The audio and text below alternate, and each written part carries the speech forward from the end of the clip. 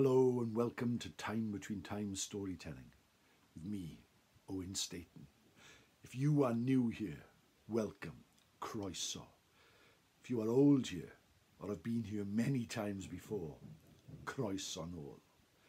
Welcome to a place where tales are traditionally told at the time between times. The time it is neither night nor day, but the sun has gone and the sky is grey. The time when the veil between our world and the fairy world grows wafer thin. So thin that for a few moments, just a few moments, we can reach into their realm. And for a few moments they can reach into ours. Now is the time that people see ghosts. Now is the time that people see lights in the sky. Now is the time that people see the Tylwyth Teg. So take a deep breath. Clear your mind of all your worries, all your cares, everything that has bothered you all this week, and lose yourself on a tide of tales being told in a traditional way, but being beamed across the world via the ether at the time between times. You look around the fire pit, gathered are your friends, all of them are smiles, for this is a place of safety. Far away we can hear the howl of wolves, we can hear the growl of bears, but here we are safe. The tale teller begins his tale, and for those few moments our mind is totally clear and our imaginations are awakened. Join me, my friends, as this day we travel to Sussex, there to the convent of the Holy Child Jesus, where there in veneration are an old metal pair of tongs. Rusted and bent with age, they have sat there for centuries. But everyone who comes there knows that those tongs once belonged to one of the great saints of the land, Saint Dunston, who travelled the streets of Sussex, preaching to those who would not believe. At day he was a blacksmith, hammering away in his forge, but every night he would gather the people of the villages and spread the word of the Bible. This he did day after day, week after week, month after month, year after year, and his popularity and his fame grew, and people would gather in their hundreds to listen to him. But this brought the ire of the diawl, the devil, who was said one night when the hammering of the forge was loud, crawled out of a dark pit, hooked claw after hooked claw, and lurched his way to the village where Sir Dunstan hammered away. That night the saint was in contemplation, working on a horseshoe, hammering as he went, when there came a knocking at the door. He smelt brimstone on the air. He felt the temperature drop. His mind started to think that maybe something was not quite right. But there again, it could have been someone from the village who was desperately in need of help. So the saint went to the door and opened it. And there in front of him was the most beautiful maid he had ever seen. Her hair was long and red and dark. She stepped inside, wearing a long skirt. She danced in front of him, almost as if she wished for him to come and meet with her. She wished for him to dance with her.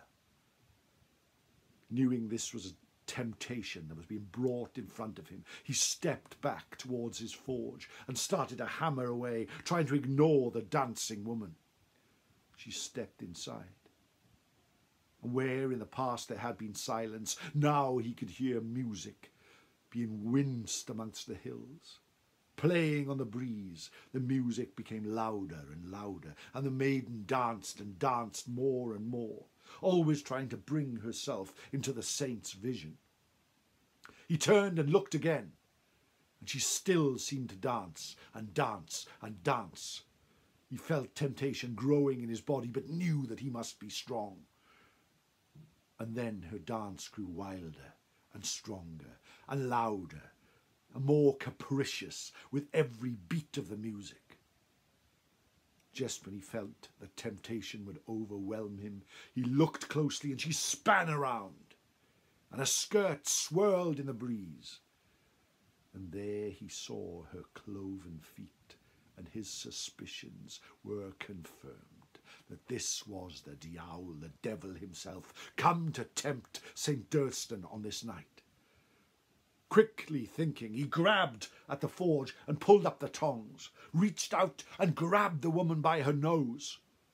The tongs were red hot, and the Diawl screamed as steam came from her nose. And there in front of him she turned back into the devil herself, who looked straight at St. Dunston, caught by the tongs. The saint opened the door to the forge and tossed the Diawl to the sky. He flew for 3 miles across the air, across the breeze, across the land, before he fell straight into the springs at Tunbridge. Splash he landed, and steam filled the air. The Diawl raised up, bathing his nose, his hot, steaming nose in the springs, and then slunk back to the pits of hell from the hole in which he emerged. The people heard of this story, and already venerated as a saint, Dunston became famous throughout the land.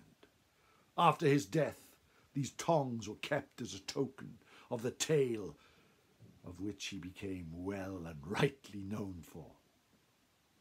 But in the springs, there in Tunbridge, they still to this day run red with the Diawl, and the water tastes and smells of brimstone. Ever since that night that he fell with a steaming splash, his nose red and full of agony, into the springs, tossed there by St. Dunston and his holy tongs. And that, my friends, is the tale of St. Dunston and the Diawl, an ancient story passed down from generation to generation, father to son, mother to daughter, and eventually from me to you, a tale traditionally told at the time between times. Diolch yn fawr for listening. Thank you very much for joining me. But if you wish more tales, there are many here, over 100 on this channel now. Please like and subscribe. It's only through that way that more people get to hear of these tales. I also have a podcast, the Time Between Times podcast, wherever you find your pods. And now I began telling tales on Twitter Spaces as well. So if you follow me at Owen S. Griffiths, Owen Staton, you will see I will post a warning when an incoming tale is imminent. I've just started a Patreon account as well, at Owen Staton 7 at Patreon. I will post the link at the end of the video. If you're feeling really generous, why not support me in making sure these tales are available to new audiences worldwide? And for those who have already supported me, you know who you are. Diolch o galon. Thank you from the heart for all that you give me, for it warms my heart, just like Sir Dunston warmed the nose of the devil all those years ago. Thank you, my friends, for listening. Have a great week, and I will see you soon at the Time Between Times, the time when the veil between our world and the fairy world is wafer thin. No star.